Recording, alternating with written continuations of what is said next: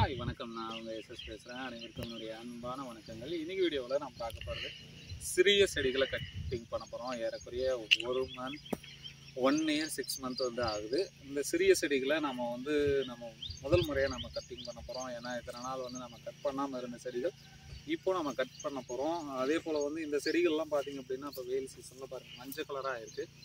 இந்த மஞ்சள் கலர் ஆகாமல் நம்ம வந்து இப்போ கட்டிங் பண்ணிவிட்டு சுத்தம் பண்ணிவிட்டு அதுக்கப்புறமா வந்து நம்ம அடி உரம் இட போகிறோம். அடி உரம் விட்டதுக்கு அப்புறமா நம்ம துளிர்க்கான பெஸ்டின் மருந்துகளை நம்ம அடித்தோம் அப்படின்னா பர்ஃபெக்டான ரிசல்ட் கண்டிப்பாக கிடைக்கும். இப்போ நம்ம கட்டிங் பண்ணலாம்.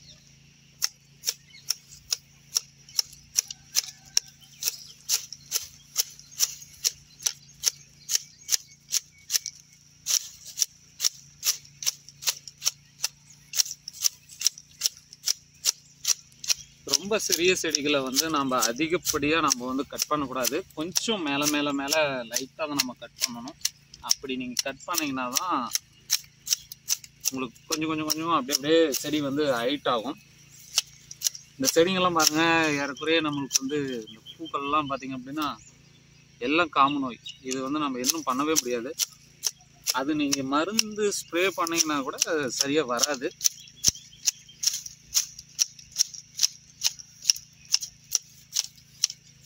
அதே போல் வந்து ஃபுல்லாக களைகள் ரொம்ப அதிகமாக இருக்குது. இந்த களைகள்லாம் பார்த்திங்க அப்படின்னா நம்ம நார்மலாக சுத்தமாக பண்ணிட்டு தான் நம்ம வந்து உரம் வைக்கணும். அதுக்கு முன்னாடி நம்ம கண்டிப்பாக உரம் வச்சாலே வேஸ்ட் ஆகும்.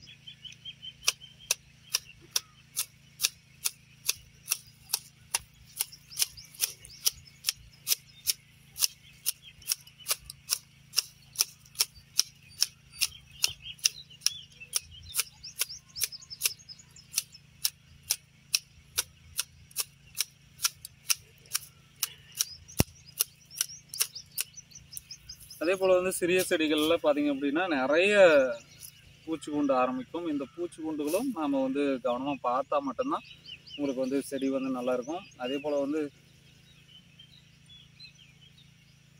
இங்கே வந்து பாருங்கள் புழு வந்து இருக்கும். இந்த புழு தான் நம்மளுக்கு வந்து மேக்ஸிமம் வந்து நம்மளுக்கு வந்து இந்த புழு வந்து நம்மளுக்கு வந்து இந்த புழு தான் நம்மளுக்கு நிறைய செடிகளை வந்து இது பண்ணுறது. பாருங்கள் கட்டை புழு மாதிரி இருக்குது பாருங்கள். இந்த புழு வந்து இருந்துச்சு அப்படின்னா செடிகளை கொஞ்சம் கொஞ்சமாக நம்ம சாப்பிட்டு வந்துடும். அதே போல் வந்து இந்த செடிகளில் பார்த்திங்கன்னா இங்கே பாருங்கள் செடிகளை காஞ்சி தொழுகிற மாதிரி பண்ணியிருக்கு. இந்த மாதிரியான பிரச்சனைகள்லாம் இந்த புழுவினால தான் வருது. மேக்ஸிமம் இப்போ வந்து நம்ம கட்டிங் பண்ணிட்ட அப்புறம் நம்ம அந்த புழுவுக்கும் சேர்த்து தான் நம்ம வந்து மருந்துகளை ஸ்ப்ரே பண்ணணும். அதே போல் பெஸ்டினுக்கு நம்ம அடிக்கக்கூடிய மருந்துகளே டோட்டலாக வந்து என்ன ஆகும் அப்படின்னா அந்த புழுவுக்கும் வந்து கண்டிப்பாக கேட்கும். அதே போல் வந்து புழு சுத்தமாக இல்லாமல் எல்லா புழுவும் டெத் ஆகிரும். அதுக்கப்புறம் தான் நம்மளுக்கு வந்து செடி வந்து நல்ல ஒரு துளிர் வந்து வர வர வர நல்லாயிருக்கும் அப்படின்றது வந்து என்னோட கருத்து. அதே போல் வந்து இப்போ நம்ம கட்டிங் பண்ணுறக்கூடிய செடிகள், ஒரு செடிகள் பார்த்திங்கன்னா ஒரு செடிகள் ரொம்ப பெருசாக இருக்குது, ஒரு செடிகள் பார்த்திங்கன்னா ரொம்ப சின்னதாக இருக்குது. நாம் வந்து விட்டாக தான் நம்ம கட் பண்ணி விட போகிறோம். ஏன்னா நிறைய ஒரே லெவலில் நம்ம நிறைய செடிகளை நம்ம கட் பண்ணிட்டோம் அப்படின்னா கண்டிப்பாக நம்மளுக்கு வந்து பூ பறிக்கிற போது ரொம்ப ரொம்ப கஷ்டமாக இருக்கும். அதனால் கொஞ்சம் கொஞ்சமாக நம்ம கட் பண்ணிக்கிறது ரொம்ப நல்லது. வேலையாட்கள் கைவசம் இருந்தால் கண்டிப்பாக நீங்கள் வந்து அதிகமாக கட் பண்ணி விடலாம். இல்லை அப்படின்னா நார்மலாக கொஞ்சம் கொஞ்சமாக கட் பண்ணி விடுறது ரொம்ப ரொம்ப நல்லதுன்னே சொல்லுவேன். அதே போல் வந்து செடிகளை ஒரே ஈவனாக கட் பண்ணணும்.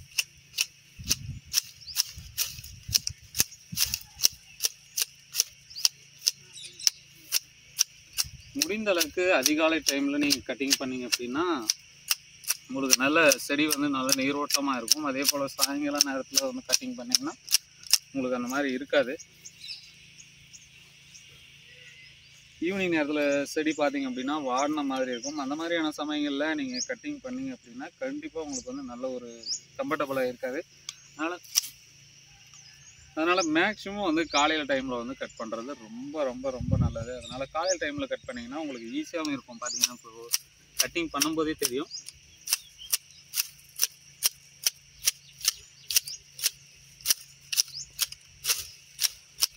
நார்மலாக இந்த மாதிரி கட்டிங் பண்ணி விட்டிங்கன்னா உங்களுக்கு நல்ல ஒரு ஈல்டு கிடைக்கும். கட்டிங் பண்ணாமல் நீங்கள் எத்தனை நாள் பூ வறுத்தாலும் கண்டிப்பாக உங்களுக்கு நல்ல ஒரு ஈல்டு கிடைக்காது. நீங்கள் டெய்லியும் கூட ரொட்டேட்டாக நீங்கள் பூ வறுத்துட்டே இருந்தீங்கன்னா கூட கண்டிப்பாக உங்களுக்கு அதிகப்படியான பூக்கள் வர்றதுக்கான வாய்ப்புகளே இல்லைன்னு தான் சொல்லுவோம். அதனால் மேக்ஸிமம் கட்டிங் பண்ணிவிட்டு பூ வர்றீங்க அப்படின்னா உங்களுக்கு நீங்கள் 1 மந்தில் நீங்கள் அறுக்க வேண்டிய பூக்கள் வந்து ஒரே ஒரு 10 டேஸில் உங்களுக்கு டோட்டல் ஈல்டு வந்து கிடைச்சிரும். அதனால் நீங்கள் கட்டிங் பண்ணாத பூ அறுக்கிறத வந்து கண்டிப்பாக அவாய்ட் பண்ணுங்கள். ஒரு சிலர் வந்து என்ன சொல்கிறது, அதிகமாக வந்து கட்டிங் பண்ண மாட்டாங்க. மேக்ஸிமம் ஒரு சிலர் வந்து நல்லாவே கட்டிங் பண்ணிகிட்டே இருப்பாங்க. அந்த மாதிரி மேக்ஸிமம் என்ன சொல்கிறதுனா, டெய்லி உங்களுக்கு வேலை இருக்கும். கட்டிங் பண்ணாமல் இருந்தால் அது ஒன்று ரெண்டு பூ வச்சுட்டே இருக்கும்.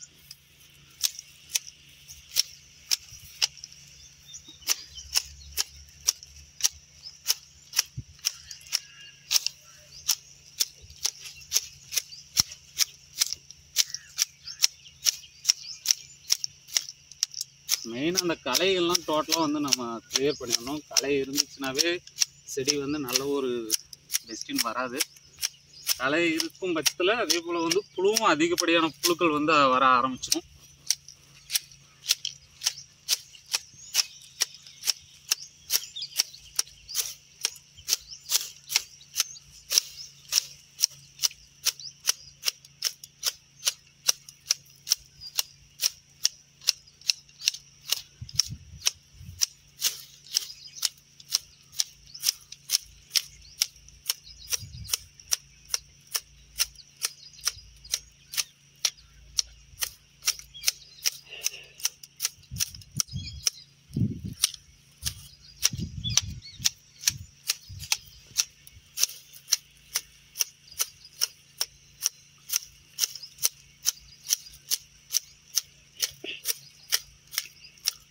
அதே போல் வந்து இந்த மாதிரி ரொம்ப சிறிய துளிர்களாக இருக்கும். இந்த மாதிரியான துளிர்கள்லாம் நீங்கள் கட் பண்ணிங்கன்னா அதிலிருந்து நம்மளுக்கு வந்து கண்டிப்பாக உங்களுக்கு வந்து துளிர் வராது.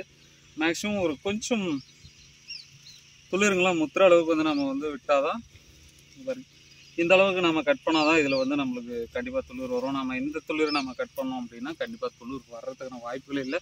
அப்படியே வந்தாலே நம்மளுக்கு நல்ல ஒரு பூ வந்து கிடைக்காது.